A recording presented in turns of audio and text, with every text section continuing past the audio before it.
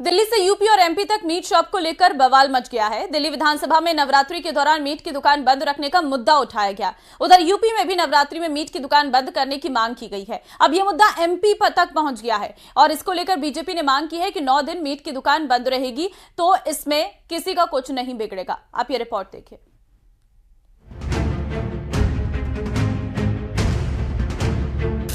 हमारे नवरात्रे आ रहे हैं और दिल्ली की जगह जगह फुटपाथों पर जो मीट बेचा जा रहा है, जिससे हमारी आस्था को भी ठेस पहुंचता है। कोई भी मांस मच्छी वाला दिल्ली में इलीगल बैठा हुआ है तो उसको तुरंत हटाने का निर्देश हमने दे दिया। इमामों को समझाओ, सबको बताओ, अगर 7-8 दिन मांस नहीं खाएंगे तो कौन से धरती पे नहीं रहेंगे। क्या रामेश्वर शर्मा जी से कभी किसी ने ये कहा है कि रमजान में शराब की दुकानें बंद करा दी जाए? होली, जुमा और अब नवरात्रि, सियासत चमकाने का एक और मौका मिल गया। नवरात्रि से पहले मीट शॉप को लेकर बवाल हो रहा है। दिल्ली से लेकर यूपी और मध्य प्रदेश तक हंगामा मचा हुआ है। दिल्ली विधानसभा में मीट पर पाबंदी लगाने का मुद्दा उठा। बीजेपी विधायक रविंद्र नेगी ने सदन में मुद्दा उठाया। जो मीट की छोटी छोटी दुकानें हैं, मीट की दुकानें, वो खुलेआम मांस बेचते हैं पीछे पीछे की सड़कों में और बेर धरने से उनको कोई रोक नहीं है, कोई टोक नहीं है, और जिससे यातायात में दिक्कत तो होती है पर आसपास के जाने वाले लोगों को भी दिक्कत होती है। मीट की दुकान बंद करने का आम आदमी पार्टी सांसद संजय सिंह ने विरोध किया, तो वहीं बीजेपी सांसद प्रवीण खंडेवाल ने मीट की दुकान बंद करने की मांग रखी। ये दिल्ली है, यहाँ तमाम देशों की एम्बेसीज हैं, वहाँ पे मीट बनता है, मुर्गा बनता है, वहाँ मछली बनती है। यहाँ तमाम राज्यों के गेस्ट हाउस है, वहाँ मीट मुर्गा मछली बनती है। KFC की दुकानें हैं, भाजपाइयों के रेस्टोरेंट हैं, बंद कराओ ना मीट मुर्गा। नवरात्र सनातनी लोगों के लिए बहुत ही शुभ माने जाते हैं और ये जो विचार आया है, मुझे लगता है कि दिल्ली की सरकार इस पर निर्णय लेने के लिए सक्षम है। इधर नवरात्र से पहले उत्तर प्रदेश में मीट की दुकानों पर बैन की मांग तेज हो गई है। भारतीय किसान संघ और गौ सेवा परिषद ने सीएम योगी से नवरात्र में मीट की दुकान बंद रखवाने की मांग की है। यूपी सरकार के मंत्री कपिल देव अग्रवाल ने नवरात्रि में मीट की शॉप बंद कराने की बात कही। बंद करा सकते 9 दिन में नवरात्रों में कोई मीट की शॉप नहीं खुलेगी, ठीक है ना? सत्य कराई, उनकी बुला के बात करिए, ठीक है ना? दिल्ली यूपी के बाद एमपी में भी मीट शॉप को लेकर सियासत शुरू हो गई। बीजेपी ने नवरात्रि में मीट की दुकान बंद रखने की मांग की। इस पर कांग्रेस ने कहा, रमजान में शराब की दुकान क्यों बंद नहीं की गई? अब मैं यही बात कहना चाहता हूं कि गंगा जमनी तहजीब के भाषण तो बहुत पेलते हैं कांग्रेस, सपा, बासपा। वो तो लगातार बोलते हैं कि देश की गंगा जमनी तहजीब है, सभी को सब धर्मों का आदर करना चाहिए। अब हिंदुओं ने रिक्वेस्ट की है, करो आदर, जाओ इमामों को समझाओ, सबको बताओ, अगर 7-8 दिन मांस नहीं खाएंगे तो कौन से धरती पे नहीं रहेंगे। मीट की दुकानें ही बंद करा दीजिए ना। ये नवरात्रि में रेट कम क्यों हो जाता है मीट का? ये चिंता का विषय होना चाहिए। मीट की जो सप्लाई है वो कम क्यों हो जाती है? ये चिंता का विषय होना चाहिए। क्या मुस्लिम समुदाय ही मीट का सेवन करता है? भारत का 71% नागरिक मांसाहारी है, तो मुस्लिम कितना प्रतिशत है? क्या रामेश्वर शर्मा जी से कभी किसी ने ये कहा है कि रमजान में शराब की दुकानें बंद करा दी? कुल मिलाकर दिल्ली से एमपी तक मीट की दुकानों को लेकर सियासत शुरू हो गई है और ये सियासत नवरात्रि तक जारी रहेगी। Bureau report, news 18।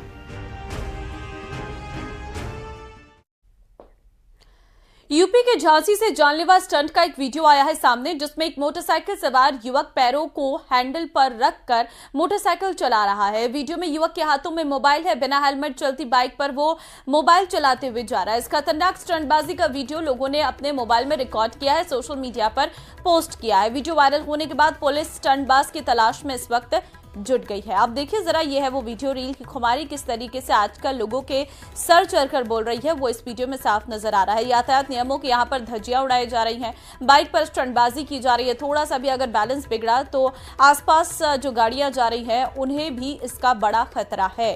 पहले तो हेलमेट नहीं पहना हुआ है, ऊपर से बाइक पैरों से चला रहा है, हाथों से नहीं चला रहा है, बाइक में बैठा हुआ है, न सर पर हेलमेट है, फोन चलाता हुआ नजर आ रहा है। ये युवक ने किस तरीके से नियमों की धज्जियां उड़ाई हैं और लोगों के लिए खतरा बना हुआ है। अब इस वीडियो के वायरल होने के बाद पुलिस इसकी तलाश कर रही है और जल्दी इस स्टंटबाज को पुलिस की गिरफ्त में आप देखेंगे। युवक ने सारी हदों को पार करते हुए ये वीडियो बनाई है। सड़क पर स्टंटबाजी का ये वीडियो सोशल मीडिया पर वायरल हो रहा है।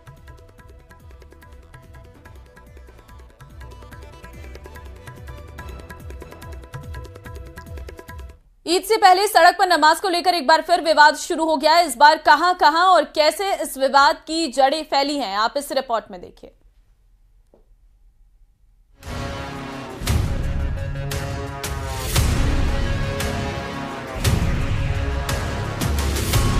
ईद से पहले नमाज पर नया विवाद।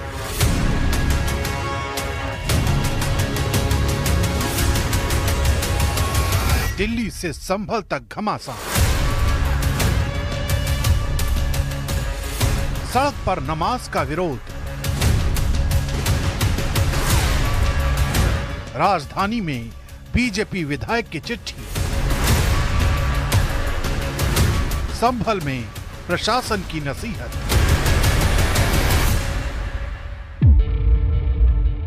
ईद से ठीक पहले देश की राजनीति में एक बार फिर नमाज विवाद की एंट्री हो गई है। इस बार दिल्ली में बीजेपी के विधायक करनैल सिंह ने सड़क पर नमाज को लेकर अपनी आपत्ति दर्ज कराई है और इस सिलसिले में दिल्ली के पुलिस कमिश्नर को चिट्ठी लिखी है।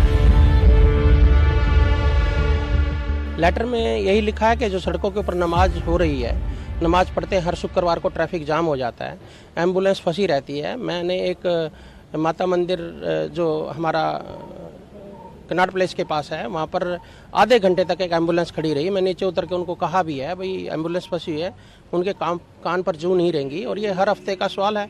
जब मस्जिद के पास उनके पास जगह है तो मस्जिद में नमाज पढ़े। ऐसा नहीं हम किसी कानून के विरोधी हैं, अपने कानून का पालन करें, ट्रैफिक व्यवस्था को ठीक से चलने दें, क्योंकि ट्रैफिक व्यवस्था में सिर्फ हिंदू ही नहीं है, मुसलमान भाई भी हैं, उनके दूसरे धर्मों के लोग भी हैं। लेकिन आम आदमी पार्टी के विधायक जुबैर अहमद ने आरोप लगाया है कि बीजेपी धर्म की राजनीति कर रही है। कभी अजान से दिक्कत होती है, कभी नमाज से दिक्कत होती है, कभी मीट की दुकानों से दिक्कत होती है। इनको दिक्कत ही दिक्कत है, इनको कुछ नहीं है। जब मुद्दे की बात नहीं करनी होती, लोगों को डाइवर्ट करना होता है, तुम्हारे पास बताने के लिए कुछ नहीं होता, तो धर्म की राजनीति पे ये लोग आ जाते हैं। हाँ, निश्चित रूप से माँ की पूजा हो और नवरात्रों का कार्यक्रम मनाया जाता हो और मीट तक क्या शराब शुरू मच्छी ये अंडे वगैरह, हम इसके बिल्कुल निश्चित रूप से इसके पक्षधर नहीं है, नहीं होना चाहिए। और जहाँ जहाँ मीट की दुकानें खुली हैं उनको नवरात्रों में आपस में भाईचारे को रखते हुए उन लोगों को बंद करना चाहिए। उधर संभल में भी मुस्लिमों से छतों पर या सड़क पर नमाज न पढ़ने की अपील की गई है। कोतवाली संभल परिसर में आज शांति समिति की बैठक की गई, जिसमें सभी वर्गों धर्मों के लोग उपस्थित थे। उन्हें स्पष्ट रूप से अवगत कराया गया और सुनिश्चित किया गया है कि मस्जिद एवं ईदगाह के अंदर ही नमाज अदा की जाएगी और परिसर के बाहर सड़क पर कोई भी नमाज अदा नहीं की जाएगी और सड़क पर लोग बैठकर नमाज अदा नहीं करेंगे।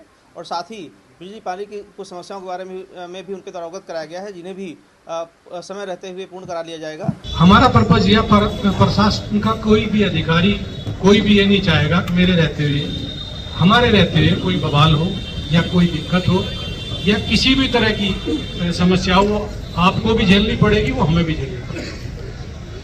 और हमने निष्पक्षता से यदि हम काम करते हैं तो उसे उस तरह से ना लिया जा, उसमें कोई राजनीति ना करी जाए, क्योंकि हम राजनीति से बिल्कुल प्रेरित नहीं। इसमें लोगों को निर्देश दिया गया है कि आपसी सौहार्द बनाए रखें और एक दूसरे का सहयोग करें।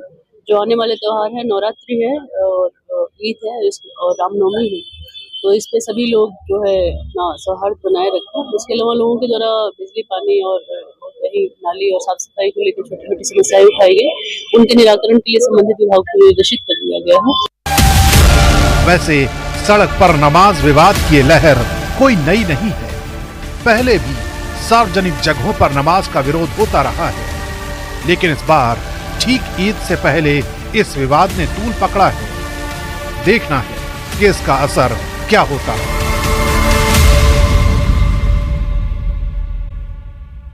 जम्मू कश्मीर के गुलमर्ग की वादियां बर्फ से ढकी हुई हैं। बड़ी संख्या में श्रद्धालु यहां पहुंचे हैं, या जहां वो स्नो बाइकिंग के साथ दूसरे एडवेंचर का लुत्फ उठा रही हैं। आप ये रिपोर्ट देखिए।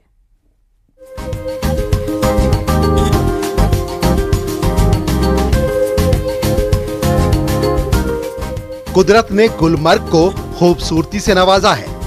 यहाँ हर साल लाखों की तादाद में पर्यटक पहुँचते हैं। गुलमर्ग इन दिनों भी सैलानियों से गुलजार है। गुलमर्ग में स्नो बाइक की सवारी सैलानियों को एडवेंचर का मौका देती है। वहीं गोंडोला की सवारी के बिना भी सैलानी वापस नहीं लौटते। गुलमर्ग के किंग डोरी में स्नो बाइकिंग का अनुभव तो सैलानी करते ही हैं, साथ में यहाँ की प्राकृतिक सुंदरता का भी एहसास करते हैं। सुबह से ही सैलानियों की भीड़ देखने को मिलती है। हमारे साथ आते हैं, वो पूरा गाइड करते हैं कैसे करना है, क्या करना है, तो वो ज्यादा सेफ रहता है। और ऐसा भी नहीं है कि कोई नहीं करने देता, सब बहुत ही ज्यादा हेल्पफुल है। तो a very good experience, wonderful experience. बाकी सब टूरिस्ट वहाँ अटके हुए हैं, आप यहाँ पहुँचे, क्या कहना चाहिए? हम सब पहुँचे हैं, आप भी तो इधर है। बाकी लोग भी हैं वहाँ अटके, डरते हैं? डर तो नहीं? नहीं, बहुत मजा आया हमको, और स्नो भी गिर रहा है, इसलिए हमारा आनंद और बढ़ गया है। गुलमर्ग में कई लोग स्नो बाइकिंग के पेशे से जुड़े हुए हैं।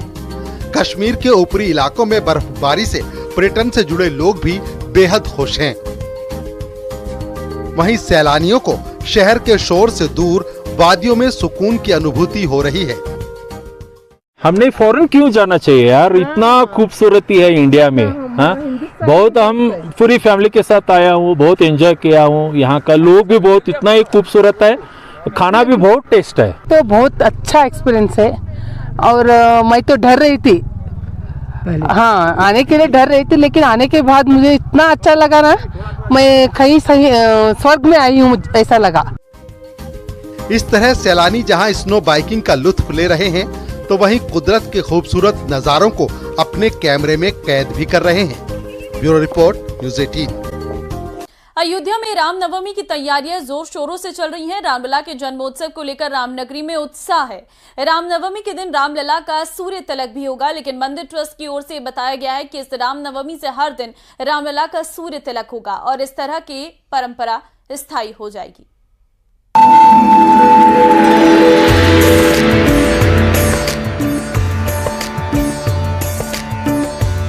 पिछले साल रामलला के मंदिर में विराजमान होने के बाद पहली बार उनके जन्मोत्सव को धूमधाम से मनाया गया था। इस बार रामनवमी 6 अप्रैल को पड़ने वाली है और इस बार भी तैयारियों में कोई कसर नहीं छोड़ी गई है। पिछली रामनवमी पर रामलला का सूर्य तिलक हुआ था। राम भक्तों को फिर से रामनवमी का बेसब्री से इंतजार है, जब सूर्य देव रघुनंदन का अभिनंदन करेंगे। लेकिन भक्तों के लिए खुशखबरी आई है। मंदिर ट्रस्ट की ओर से बताया गया कि इस रामनवमी से हर दिन रामलला का सूर्य तिलक होगा। अगले 20 साल तक हर रोज रामलला का सूर्य तिलक होगा। जो शिखर की प्रगति है, उससे ऐसा प्रतीत होता है कि जो परमानेंट व्यवस्था होगी सूर्य किरण की अगले 20 वर्ष के लिए, जैसा कि आपको बताया था कि वो कंप्यूटर प्रोग्राम में कर लिया जाएगा, तो वह व्यवस्था संभव हो पाएगी। यानी अब अस्थायी की बजाय स्थायी व्यवस्था इस वर्ष के सूर्यकिरण की होगी। और यह भी कार्यक्रम लिया गया है कि चूँकि बहुत बड़ी संख्या में श्रद्धालु उसका अनुभव करना चाहते हैं, दर्शन करना चाहते हैं, तो अयोध्या शहर में और यथासंभव देश और विदेश में भी उस कार्यक्रम को दिखलाया जाए। पिछले साल सूर्य की किरणें रामलला के ललाट पर पड़ रही थीं। ये अद्भुत तस्वीरें पूरे देश ने देखी। पूरा देश भाव विभोर था। अयोध्या की धरती पर रामलला का सूर्याभिषेक आस्था और विज्ञान के संयोग से संभव हो पाया था। सूर्याभिषेक के लिए ऑप्टो मैकेनिकल सिस्टम तैयार किया गया है। दोपहर 12 बजे प्रक्रिया शुरू होगी। राम मंदिर के सबसे ऊपरी तल पर रिफ्लेक्टर है। पहले सूर्य की किरण रिफ्लेक्टर पर पड़ेगी। किरणें 90 डिग्री पर रिफ्लेक्ट होकर दर्पण पर गिरेंगी। दर्पण से सूर्य की किरणें फिर रिफ्लेक्ट होंगी। इसके बाद पीतल के पाइप के साथ 90 डिग्री पर मुड़ेंगी। सूर्य की किरणें नीचे की ओर जाएंगी। रास्ते में 3 लेंस लगाए गए हैं। दूसरी मंजिल से किरणों की तीव्रता बढ़ जाएगी। बाद में सूर्य की किरणें 2 और लेंस से गुजरेंगी। किरणें पाइप के दूसरे छोर के दर्पण पर पड़ेंगी। दर्पण रामलला के सामने 60 डिग्री के एंगल पर लगा है और इसके बाद रामलला का सूर्याभिषेक होगा। राम मंदिर के दर्शन के लिए रोजाना बड़ी संख्या में श्रद्धालु पहुंच रहे हैं। वहीं राम दरबार की स्थापना मई के महीने में होगी। तो अयोध्या के हर घर में भगवान के जन्मोत्सव की होगी धूम। जगह जगह तोरण द्वार बनाए जाएंगे, नगर को सजाया जाएगा। जन सहभागिता से भगवान रामलला के जन्मोत्सव को बेहद खास और भव्य बनाया जाएगा।